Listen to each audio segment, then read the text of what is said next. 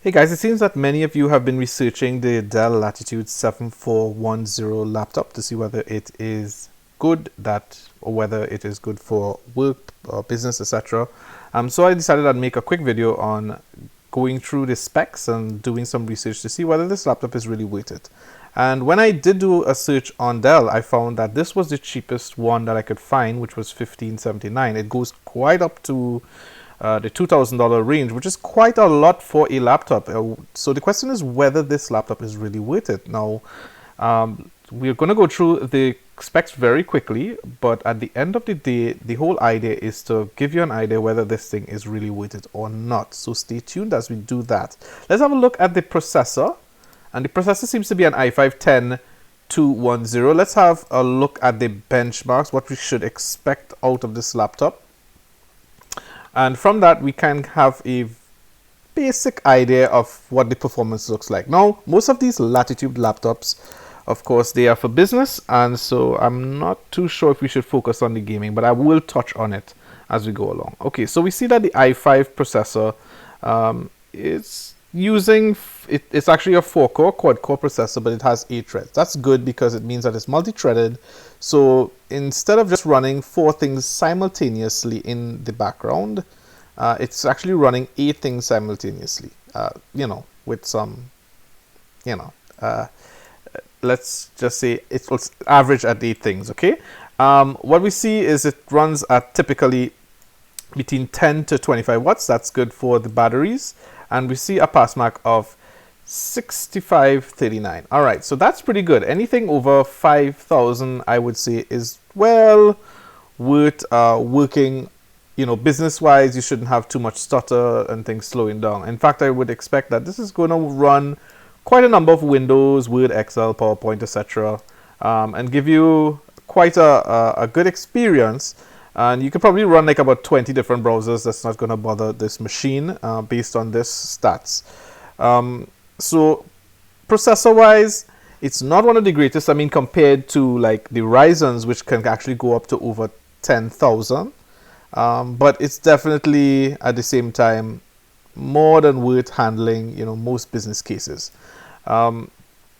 It also comes with Windows 10 Pro. That's nice because it means that it's going to have networking capabilities and domain capabilities, Active Directory, etc.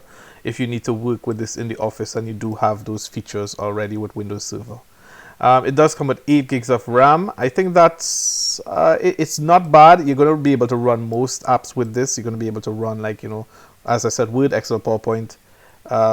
All these things are going to be pretty easy. You will get away running Photoshop. You will get away running on Lightroom as well too. Most of the Adobe products should run on 8 gigs, but that doesn't mean that this is necessarily a good laptop for that because we don't know anything. It doesn't say anything about the graphics, and I suspect for this price it may be integrated graphics and not dedicated graphics. And a lot of the times for those applications you will need dedicated graphics. It does come with a very small SSD drive, well, an NVMe solid state drive.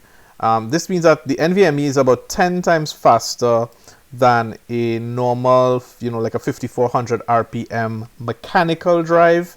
So this is going to speed up the computer a lot, and it should run pretty smoothly because of the combination between the processor and this particular NVMe drive. You should expect boot times of perhaps 10 seconds, I would average. So that's pretty good compared to the mechanical drives.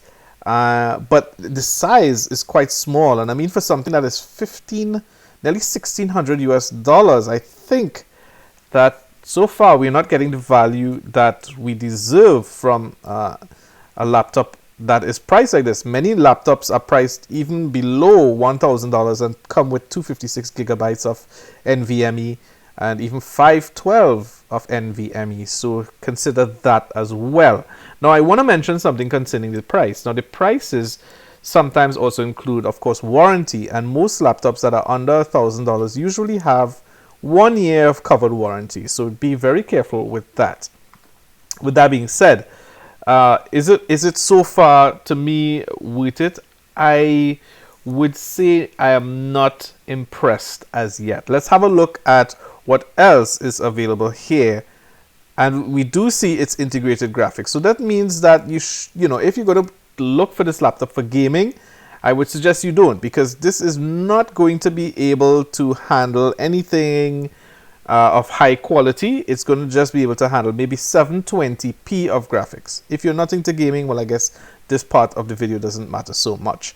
But let me move on as well. So you may be able to get through with low graphics, low gaming, maybe Minecraft on this laptop. But other than that, don't expect too much. All right, so as you see, it's included the 128 gig price. This, as I say, is not going to be too much of a problem if it's just Word, Excel, and PowerPoint. But if you go into videos or having music on this, or anything like, or photos, etc., you're going to run out of space really fast. In fact, Windows alone will take up probably 32 gigabytes of this space to start and grow as you add your application. So I would not suggest the 128 gigabyte drive. I would suggest something larger. The display, we see a standard display. I do like the idea that it has a 14-inch display, but is it worth $1,500? I don't think it is. Let's have a look at very quickly the keyboard. You do have the option. That's great that you do have the option for a backlit keyboard, and I would suggest that if you were to purchase this laptop, make sure to get the backlit keyboard, because a lot of work gets done in the dark, and I you know, a lot of the times, especially if you're a business person, you may take your work home and you may be on the bed and you may switch off the lights, and you know, you still want to get your work done, perhaps while your spouse is sleeping, etc. You will definitely need that that lighted keyboard.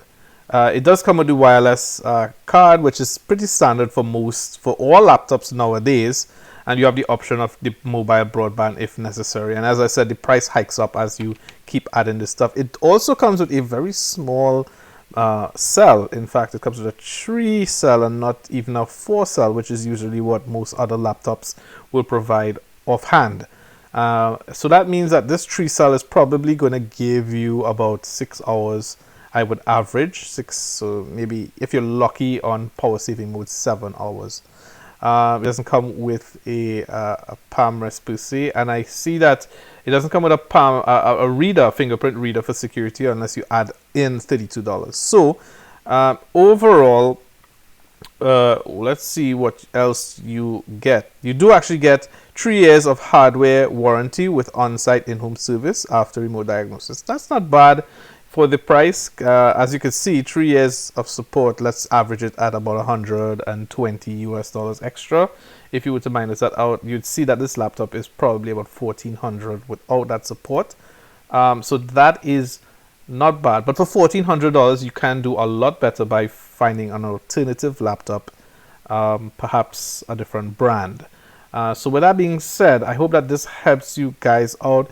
If I were to average the price this laptop should probably be going at, I would suggest that this laptop isn't worth more than, I would say, $900, if that much.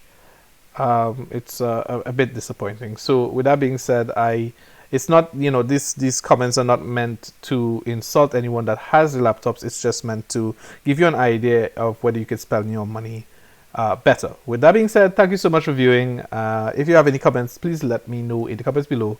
And I'll see you guys again soon on another episode of RTHD coming to your YouTube screen near you. Take care. Bye-bye.